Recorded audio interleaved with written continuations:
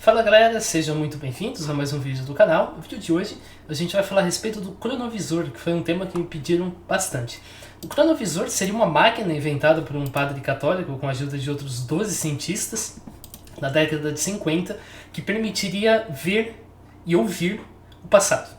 Então você sintonizaria essa máquina para um momento no passado, por exemplo, na época de Jesus, e você seria capaz então de ver e ouvir o que aconteceu naquela época. Inclusive aqui na internet tem várias imagens que mostram coisas captadas pelo cronovisor. Por exemplo, aqui nós teríamos então uma fotografia de Jesus captada por esse dispositivo, além de várias outras que você encontra quando você pesquisa na internet. Então a gente começa se perguntando como que essa história surgiu. A gente tem 3 matérias que se perderam com o tempo, mas que são mencionadas num livro e que a gente é capaz de recuperar. A primeira matéria é de 1965, de uma revista francesa chamada L'Heure d'Être, não sei se a pronúncia é essa, que revelou que o padre Ernetti, o inventor do cronovisor, e uma equipe estavam trabalhando num projeto chamado Cronovisor.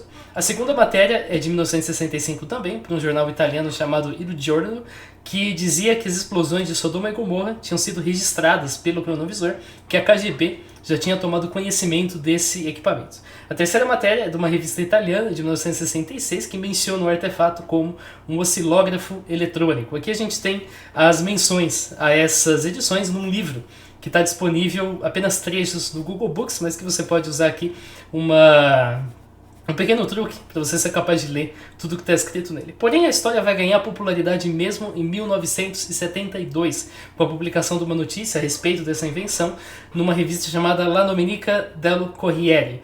Essa notícia você encontra as páginas na internet, são essas 4 páginas aqui. Só que apenas uma dessas páginas você consegue encontrar numa resolução legível, numa resolução decente para você ver. Essa página pode ser baixada a partir deste link aqui. É só você fazer o download, que vai dar esse arquivo, e aí aqui você tem uma cópia da primeira página. Então nessa primeira página é dito que o jornalista conversou com o inventor, com o Ernetti. O Ernetti revelou que ele criou uma máquina capaz de ver eventos que já aconteceram no passado, que durante 30 anos ele, junto com outros cientistas, trabalhou nesse dispositivo e recuperou com sucesso imagens de figuras históricas. Por exemplo, Napoleão, Cícero, os mercados de Roma. O texto de uma tragédia que foi escrita em 169 a.C. foi perdido desde então, a gente não tem essa tragédia por inteiro, mas ele afirma ter recuperado. Além disso, ele também testemunhou, graças ao cronovisor, toda a vida de Jesus Cristo. O jornalista, autor da matéria, também tomou conhecimento do assunto através de uma pessoa anônima, que ele chamou de Senhor X, que forneceu a ele uma fotografia obtida com o cronovisor. A fotografia é essa aqui, que mostraria supostamente Jesus Cristo na cruz. Então seria essa imagem aqui, apresentada, portanto, como a evidência do cronovisor. Outras partes da matéria não estão aqui nessa versão só tem a primeira página, mas a gente tem outras fontes que abordam ela e que nos permitem deduzir. É dito que o Ernetti descreveu o cronovisor como um aparato composto de várias antenas feitas de vários metais diversos, um regulador que funcionava pelo mesmo princípio que os astrônomos reconstroem uma estrela que morreu há milhares de anos e que assim eles conseguem selecionar o que eles querem ver e ouvir. Além disso, tem um monitor e um alto-falante que reproduz os eventos passados, e as sessões de gravação foram feitas entre 53 e 55. São 12 cientistas envolvidos, mas só 3 são revelados. O primeiro é o Enrico Fermi, o Fermi já tinha falecido no momento. O segundo é o Agostino Gemelli, também já tinha falecido. E o terceiro é o Werner von Braun, um cientista que inclusive trabalhou na Alemanha nazista e depois foi levado para os Estados Unidos, ajudou no programa de foguetes americano, e que desde então vivia sob vigilância constante. Então nenhum deles aqui estava em condição de dar entrevista, de conversar com qualquer pessoa. Além disso, ele disse também que um cientista japonês vencedor do prêmio Nobel, a gente deduz que seja o Hideki Yukawa, teria também participado da criação, e um cientista português chamado De Matos. Esse a gente não foi capaz de identificar. Essa máquina supostamente permitiria solucionar todo tipo de mistério, incluindo ataques terroristas, assassinatos, mas por acaso ela também permitiria que você lesse pensamentos. Isso iria revelar os segredos mais íntimos de alguém para essa pessoa que tivesse o cronovisor. Além disso, a máquina iria talvez revelar que os milagres de Jesus Cristo foram inventados pelos apóstolos, de acordo com o Ernetti. Isso poderia causar grandes instabilidades no mundo. O Ernetti, nas entrevistas concedidas em 72, revelou que a máquina foi mostrada para o Papa e para o ministro do Interior italiano. Eles decidiram por interromper esse projeto e por manter a máquina nos porões do Vaticano. Em outras entrevistas, porém, o Ernetti diz que a máquina foi desmontada justamente por esses possíveis usos perigosos que ela pode produzir. Antes dessas matérias de 72, o cronovisor já era estudado de uma forma mais concreta, mais séria, por outros cientistas. A gente tem que começar essa história entendendo a respeito de um cara chamado Cesare Colangeli. É um engenheiro aeronáutico italiano que na década de 50 publicou uma teoria que procurava ser uma teoria de tudo, procurava explicar o universo. De acordo com essa teoria, o universo é composto de duas cargas elementares que têm sinais opostos. Uma chama-se eletrino, tem carga negativa, e a outra chama-se positrino, tem carga positiva. Essas cargas são milésimos da carga do elétron de módulo menos e mais. Então são essas cargas fundamentais aqui, o positrino e o eletrino. Todas as forças que a gente vê na natureza, na verdade é uma única força que procura unificar os eletrinos com os positrinos. Quando isso acontece, a gente tem a formação de um neutrino. Isso é um problema, porque na física atual a gente tem uma partícula de fato chamada neutrino. Só que essa partícula não tem nada a ver com o neutrino que o Colangeli defende. Mas a partir de agora eu vou chamar essa partícula de neutrino, conforme o Colangeli fala. Mas saiba que isso não tem nada a ver com o neutrino da física que vocês conhecem, com o neutrino que eu abordei no vídeo de aceleradores de partículas. Aqui no texto eu coloquei neutrino estrela para indicar esse neutrino que o Colangeli fez a hipótese. Esse neutrino então teria justamente carga neutra e é resultado da junção de um positrino com um eletrino. Então o neutrino pode ser verdadeiramente neutro ou ele pode ter as cargas positivas e negativas fora de fase. No momento em que isso acontece, a gente diz que ele está polarizado. Essa polarização que explica toda a forma de energia que você observa e que também explica a memória. Os neutrinos, então, explicam os três componentes que constituem o universo. A gente tem uma polarização móvel de neutrino, isso é a luz, isso é a radiação, tudo isso. A gente tem um neutrino homogêneo e estático, ou seja, um neutrino desse jeito aqui, isso explica a matéria. E a gente tem um neutrino heterogêneo estático, ou seja, um neutrino com uma certa polarização, uma diferença positiva e negativa, e isso explica a memória. Então, desse jeito, todo objeto no mundo tem memória do mesmo jeito que nós. Nós construímos memórias através da polarização dos neutrinos, e todos os objetos no mundo também constroem memória desse jeito aqui, através da polarização dos neutrinos. Então, dessa forma, supostamente seria possível recuperar a memória dos objetos. E é isso que o Luigi Borello, um padre e físico italiano, que é adepto dessas ideias do Colangeli, defende. O Borello acreditava que a memória era constituída desses neutrinos e que todo objeto tinha memória. A gente só não era capaz de ler exatamente a memória desses objetos. O ato de ler a memória dos objetos seria efetivamente descobrir o que aconteceu com o objeto no passado e, portanto, isso para o Borello seria a cronovisão. Ou seja, se eu pegasse, por exemplo, esse mouse, e eu fosse capaz de ler a memória dele, eu conseguiria ver o passado de todas as coisas que esse mouse viveu. Evidentemente que isso não me permitiria ver coisas que esse mouse não viu. Eu nunca conseguiria ver a Santa Ceia, porque esse mouse não estava na Santa Ceia. Mas eu conseguiria ver o processo de fabricação desse mouse, por exemplo. Se eu tivesse um artefato que esteve na Santa Ceia, eu conseguiria então, portanto, ver a Santa Ceia, de acordo com a teoria do Borello. Borello propôs então um equipamento que ele chamou de cronovisor, mas ele jamais conseguiu fazer esse cronovisor funcionar e jamais conseguiu ver o passado através desse cronovisor que o Borello definiu. O Borello era honesto, ele jamais alegou que o cronovisor dele permitia ver o passado, jamais disse que ele conseguiu ver a Santa Ceia, jamais disse que ele conseguiu ver qualquer coisa do tipo. Ele aceitou que os experimentos dele realmente não saíram do jeito que ele imaginou, mas ele acreditava de fato que com mais avanços o cronovisor poderia vir a funcionar. A gente vai entender daqui a pouquinho como esse cronovisor funciona, mas antes, hoje a gente sabe que a teoria do Borello e do Colangeli tem problemas graves. A gente jamais detectou em nenhum acelerador de partículas sinais da existência de positrinos e eletrinos. A gente sabe que o elétron é uma partícula elementar, que o positron é antipartícula do elétron e também é elementar, e que o neutrino também é uma partícula elementar. A gente identificou uma série de outras partículas elementares e não há eletrinos ou positrinos. Não há partículas com milésimos da carga do próton ou do elétron. Além disso, a gente tem 4 forças fundamentais: fraca, forte, gravidade, eletromagnética. A gente sabe que 3 delas são resultados da mediação de outras partículas. Então, para a força eletromagnética, a gente tem o fóton com partícula mediadora. Para a força fraca, a gente tem os bósons W e Z. E para a força forte, nós temos os gluons. A gravidade ainda, é claro, permanece um mistério. A gente tem o gravitron como uma possível explicação. A memória, por sua vez, não tem nada a ver com polarização de partículas elementares. A memória se dá por um processo mais complexo que envolve a formação e o enfraquecimento de conexões entre células no cérebro. A gente tem um estudo aqui feito com peixes, no qual o peixe é geneticamente modificado para que conexões realizadas produzam uma partícula fluorescente, conforme está descrito aqui. Então, justamente essas partículas fluorescentes permitem você entender quando o peixe forma uma memória, em que região do cérebro essa memória está sendo formada. A gente percebe que quando acontece a formação da memória, que era induzida através de um experimento no qual o peixe era condicionado a um reflexo negativo, então ele ia em uma certa posição e recebia um choquinho, por exemplo, então ele começava a fugir. A partir desse tipo de experimento, através do condicionamento do peixe, a partir de memórias, a gente percebia que regiões do cérebro tinham uma maior concentração dessas partículas fluorescentes, ao passo que outras regiões tinham menor concentração. A gente percebe, assim, portanto, que uma memória envolve justamente o enfraquecimento e o fortalecimento de ligações entre neurônios no cérebro. Objetos inanimados não têm neurônios, esse mouse não tem neurônios, então ele não registra memórias. É claro que coisas que eu fizer nesse mouse registram impactos nele. Se eu der um socão nele aqui, talvez eu deforme ele, por exemplo, e é óbvio que essa deformidade vai ficar e pode ser eventualmente interpretada. Mas isso não permite reproduzir em áudio e vídeo todo o fenômeno que aconteceu ao redor desse mouse. Permite você reconstruir parcialmente um evento que aconteceu, e também não é todo tipo de evento que deixa esse tipo de registro. Então Borello dá um diagrama do que ele imagina que possa ser um cronovisor. Esse cronovisor é descrito aqui, você pode encontrar nesse livro. Esse livro é um livro em PDF, ele demora um pouquinho para carregar, mas ele carrega. E é daqui que vem essa imagem que muitas vezes é apresentada como cronovisor do Ernet. Na verdade não, na verdade essa imagem vem da obra do Borello. Isso aqui não tem, a princípio, nada a ver com o Ernet, além de que ambos se propuseram a fazer a mesma coisa.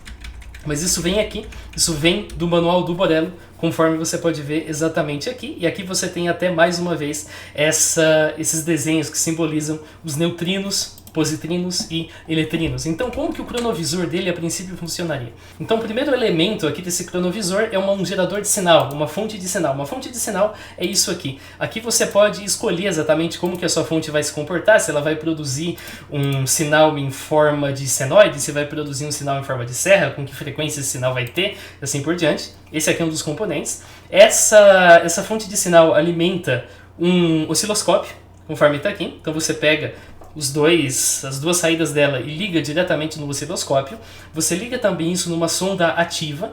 Uma sonda ativa é um equipamento de osciloscópio que permite fazer a medição de algum tipo de sinal elétrico. Por ela ser ativa, significa que ela tem componentes que precisa ser alimentado com energia para ela poder funcionar, ao contrário de uma sonda passiva.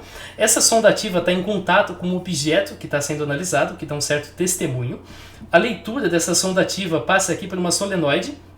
O fato de você ter aqui uma solenoide significa que você vai ter um campo magnético apontando para cá ou para cá a partir da solenoide. Isso vai para um ADSP. ADSP é basicamente um conversor de analógico para digital. Isso mais uma vez vai para o osciloscópio. A ideia desse equipamento é que você seja então capaz de detectar as mudanças comparando a onda que o gerador de sinal produz e a onda que você recebe a partir desse aparato aqui da sonda. A diferença é que o gerador de sinal vai direto para o osciloscópio e a sonda, por sua vez, passa perto do objeto.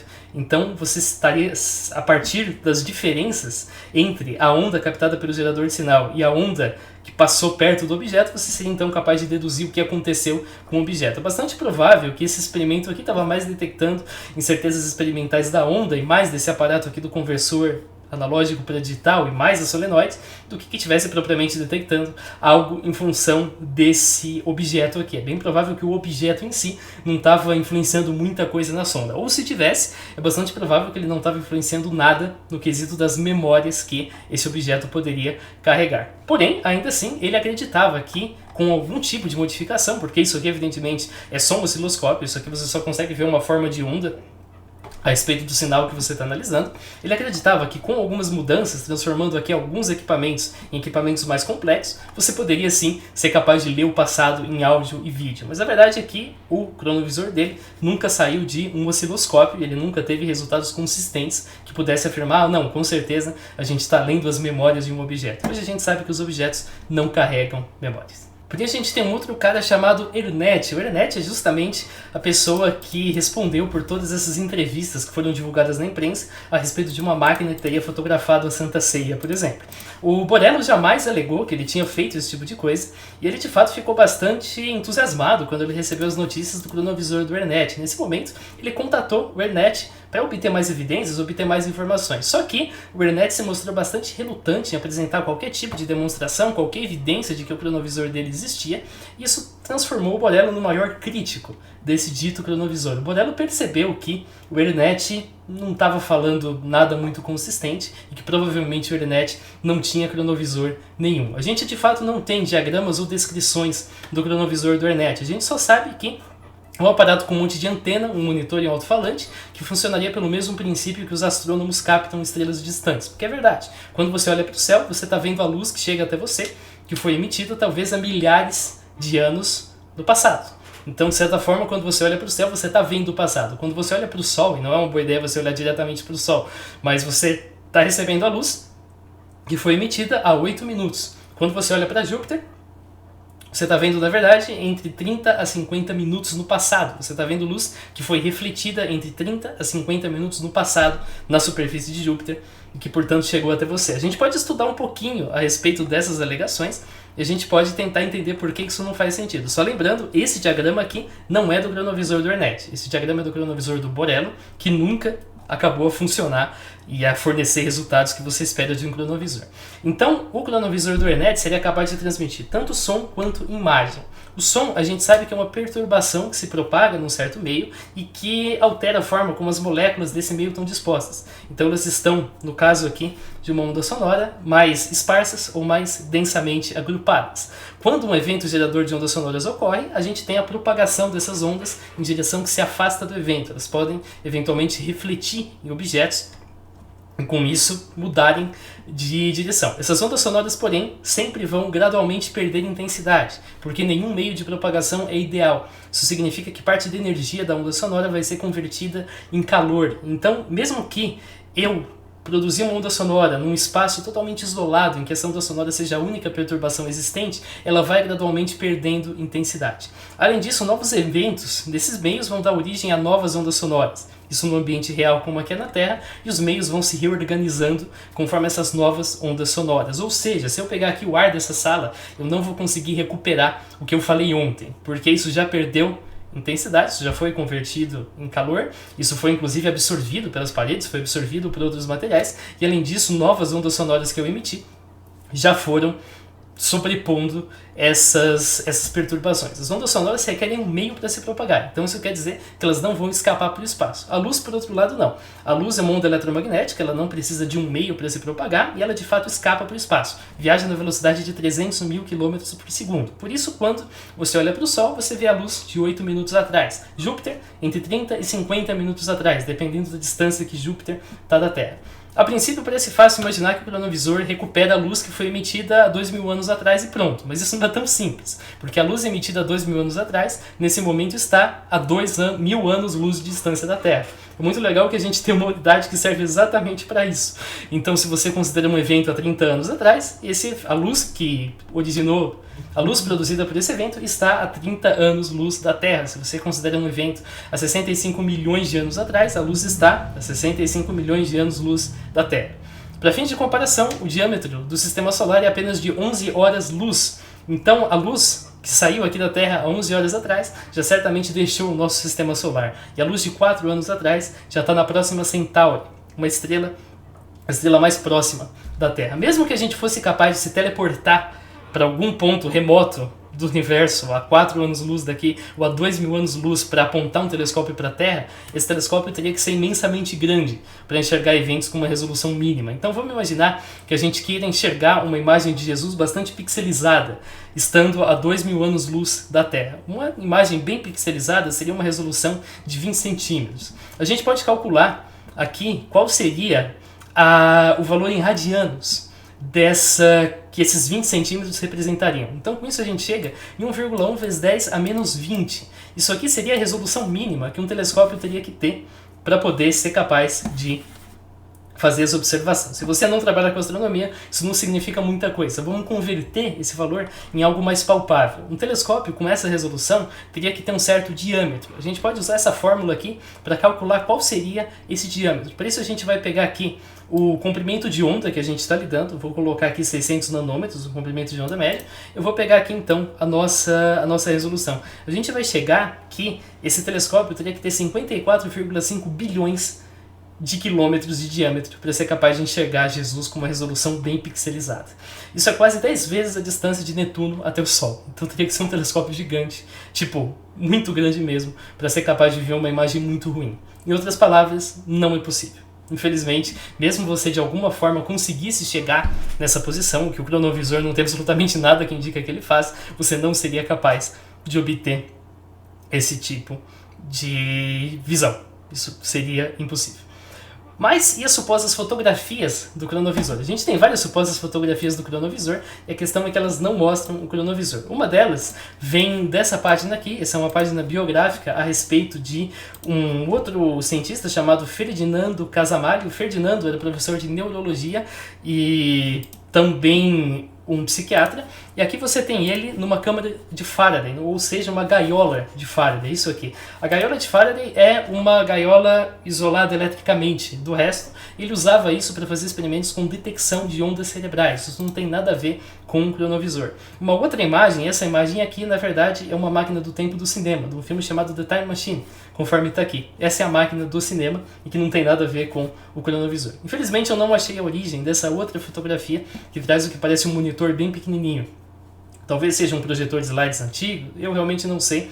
Talvez um fax, algum equipamento assim. Isso parece mais um equipamento de escritório, tem um acabamento muito polido, muito bem feito para ser meramente um equipamento feito por cientistas numa tentativa de produzir uma engenhoca, assim, por exemplo. Isso aqui tem uma aparência muito mais de escritório. Se alguém tiver ideia do que pode ser, por favor, aqui me ajude, porque eu não achei a origem. Porém, mais uma vez, a gente não tem nenhuma evidência de que isso seja o cronovisor, além de pessoas dizendo que isso é o cronovisor. Ah, mas e as imagens que o próprio cronovisor teria feito? E as imagens de Jesus, as imagens que o cronovisor teria fotografado?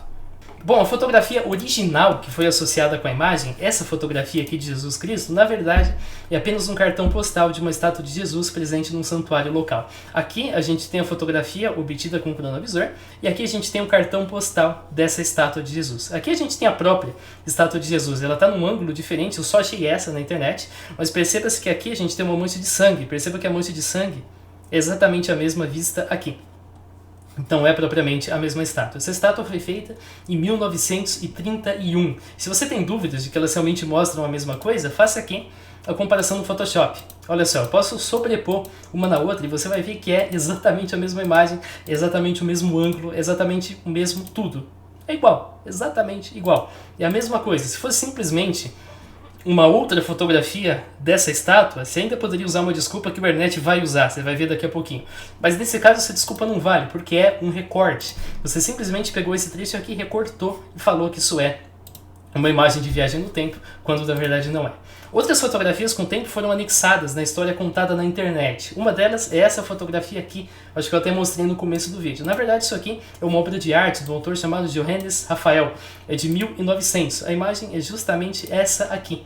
Então aqui nós temos isso como sendo um quadro, portanto, nenhuma imagem real de Jesus. Outra imagem, que é inclusive dita como em outras versões como sendo trazida por extraterrestre, na verdade é um quadro também de 1898, que mostraria os apóstolos João e Pedro. Aqui estão, a imagem falsa, né? A imagem editada como se fosse uma fotografia, e aqui a pintura original.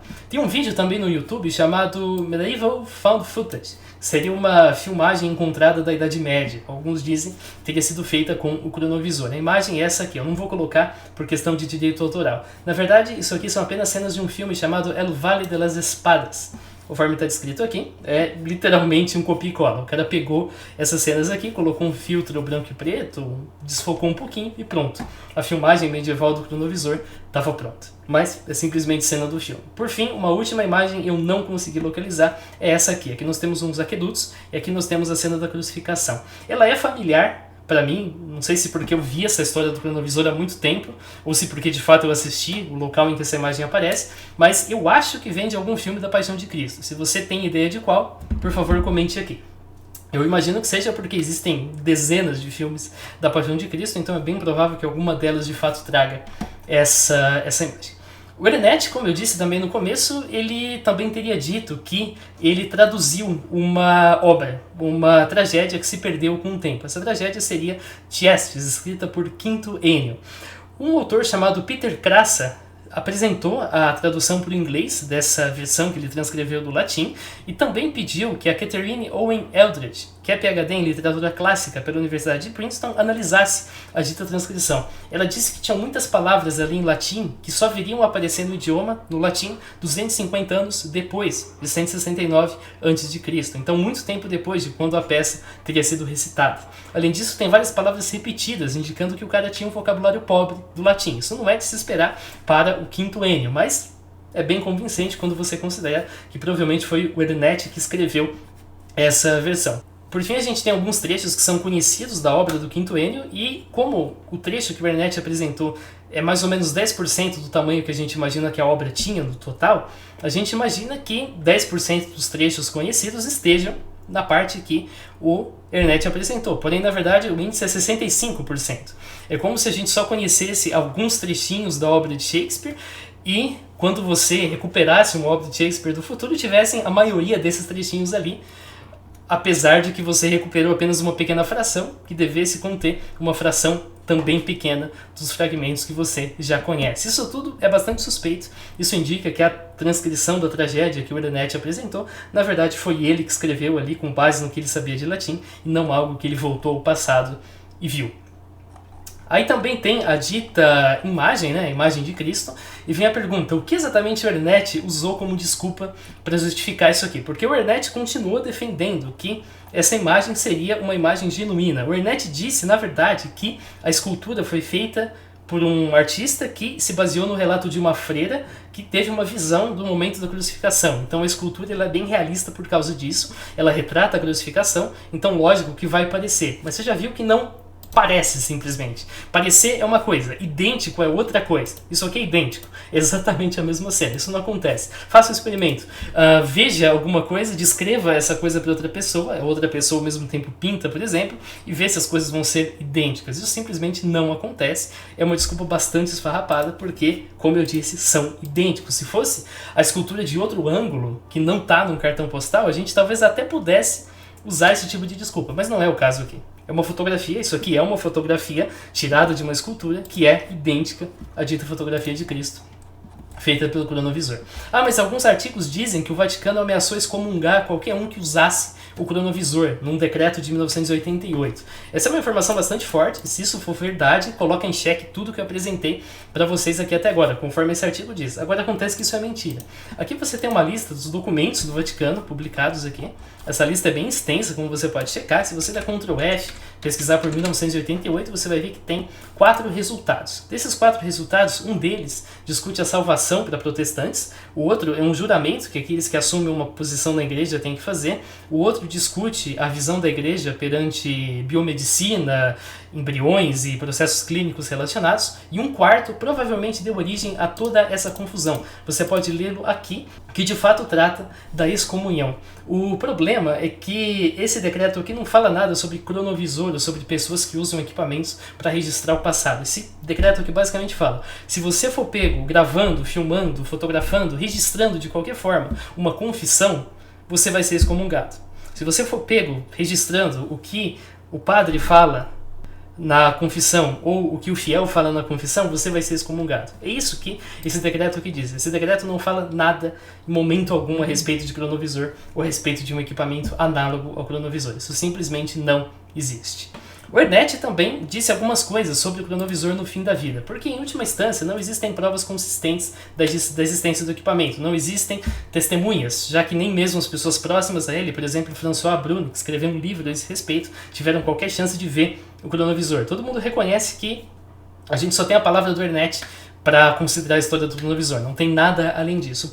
Porém, tem menção de uma carta que o Ernest escreveu no momento da sua morte e que o Crassa apresentou. O Crassa é o autor de um dos livros a esse respeito. O Crassa teria recebido a carta de um parente distante do Ernest que não foi identificado. A carta conteria uma confissão de que a fotografia de Jesus e o texto da tragédia são falsos, que o Fermi não tinha nada a ver com o cronovisor, mas que o cronovisor seria real. A máquina existiria. E além disso, a mesma carta diz que traz o Ernest afirmando que ele viveu com Nostradamus numa vida passada e lá ele aprendeu a respeito do cronovisor. O Bruni, porém, afirma, o outro autor, afirma que a confissão foi forçada pelas autoridades da igreja e a gente não tem como atestar a veracidade da carta. Uma outra carta, um pouco mais fácil de ser atestada a veracidade, foi estudada por uma jornalista chamada Helena Olmo, nesse mesmo PDF que eu já mostrei para vocês. Nesse artigo, o Luigi Borello foi entrevistado por ela e ele afirmou que ele recebeu uma carta do Ernetti. Nessa carta, o Ernetti afirmava que o cronovisor existia, afirmava que a imagem de Jesus era verdadeira, dizendo que a imagem foi captada em 53 e que a escultura era de 59, feita a partir da imagem do cronovisor. Essa informação é falsa, porque a escultura é de 31 e não de 59, não 6 anos depois, conforme ele afirmou pra gente.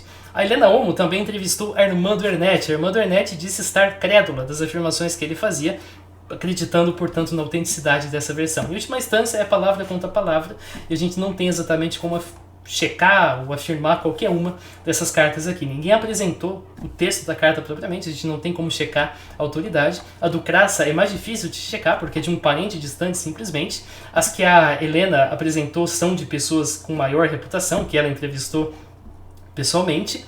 Mas, em última instância, é isso, é a experiência de cada um. Tem gente que fala que o cara é padre e o cara não teria por que mentir. Isso é uma falácia lógica. Ser padre não te torna impedido de mentir. Inclusive, se você quiser discutir, tem vários padres com caráter bastante questionável. Além disso, apesar da existência do cronovisor não ser algo falseável, não dá pra gente checar se ele mentiu ou não, tem uma coisa que dá pra gente checar que ele mentiu. Ele disse que a foto era genuína. Ele disse que essa imagem aqui de Jesus é genuína, quando a gente vê que não é. A gente vê claramente que é simplesmente um recorte do cartão postal. Então tá aqui, o padre mentiu pra gente.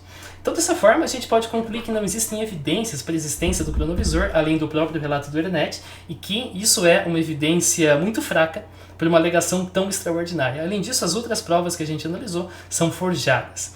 Isso começou com a teoria do Colangeli e do Borello a respeito dos neutrinos e a respeito da memória. A gente sabe que essa teoria não procede hoje. Hoje a gente já tem essa informação. O Borello propôs uma espécie de cronovisor, mas esse cronovisor apenas detectava sinais elétricos e nunca foi capaz de detectar áudio e vídeo. O Ernetti e as pessoas próximas a ele, a partir de 66, anunciaram para a imprensa que eles tinham criado um cronovisor de fato e apresentaram a fotografia da imagem de Jesus, que o Ernetti confirmou como genuína. Posteriormente, outras imagens foram anexadas na história. Hoje a gente sabe que as imagens são forjadas, porque trazem cartão postal, 2 pinturas, além de um trecho de filme. A peça que o Ernetti transcreveu tem vários indícios de que ela de fato foi forjada. As imagens do cronovisor são na verdade de outros equipamentos. É falso que o Vaticano tenha decretado a excomunhão de quem utiliza cronovisor. Isso simplesmente decreta a excomunhão de quem grava vídeo, áudio, etc., de uma confissão. E, se as cartas são genuínas, as cartas do leito de morte, então o Ernetti continua defendendo que o cronovisor é real, mas ele se contradiz a respeito das provas que ele apresenta. Então esse foi o vídeo, valeu por você que assistiu, e a gente se vê. Falou!